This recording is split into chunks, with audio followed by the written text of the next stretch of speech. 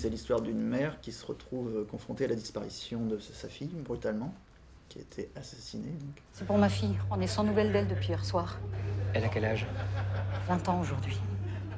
On a un corps à la ferme du Bois dormant. D'habitude, on voit souvent des crimes qui sont traités du point de vue de la police dans les fictions.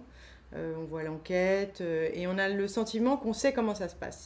Là, on a décidé de ne pas adopter le point de vue de la police, c'est-à-dire qu'on est toujours radicalement du point de vue des proches de la victime. Derrière sa caravane, il y avait le vélo de votre fille. Et vous trouvez normal qu'on l'apprenne par la presse? Je trouve que c'est un manque de respect. On est essentiellement du point de vue de Cathy, la mère d'Eva. Du coup, moi j'ai complètement épousé ce parti pris. On va passer du moment le plus bas, le plus terrible, au moment où les choses vont pouvoir enfin peut-être se reconstruire.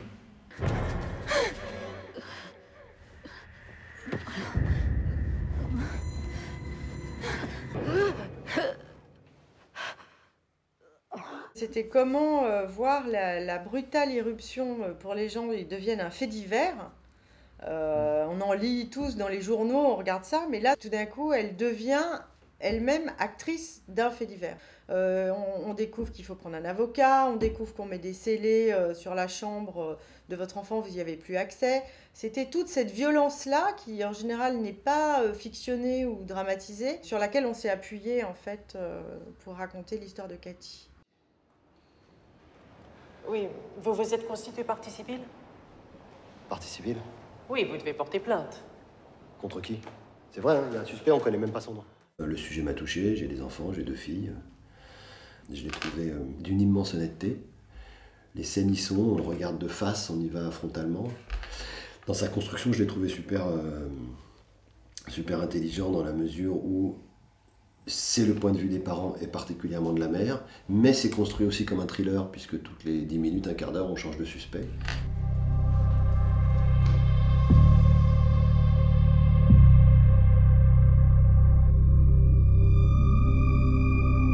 Le parcours du personnage, autant le mien d'ailleurs que celui de Patricia, c'est des gens qui doivent faire le chemin pour accepter ce qui leur est arrivé. Comment accepter le décès de ma fille?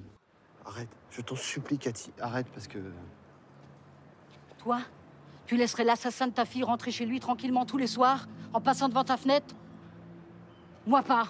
En lisant tous les témoignages, même de gens vraiment qui sont passés par les pires choses, ce qu'on voulait montrer avec Cathy, avec son mari, c'est qu'on peut vivre avec ça. Prends le temps en fait de le consoler en fait avant de dire je suis la dernière. Parce qu'en fait j'aurais tellement voulu protéger Eva. Effectivement, mais lui, prends-lui la main, tu vois, prends ce temps-là, et puis après seulement tu peux dire je suis la dernière à pouvoir te consoler. Voilà.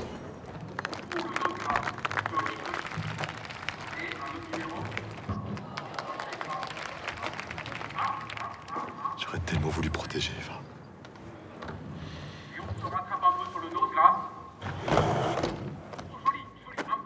Et le film ne dit pas que tout va aller mieux. On sait qu'évidemment il y aura un avant et un après, mais qui vont vivre et qu'ils ont choisi la vie. Et c'est ce que Cathy choisit, c'est son parcours. C'est une femme qui, à un moment, pense évidemment à la mort, mais qui finalement va découvrir en elle des ressources qu'elle ignorait complètement.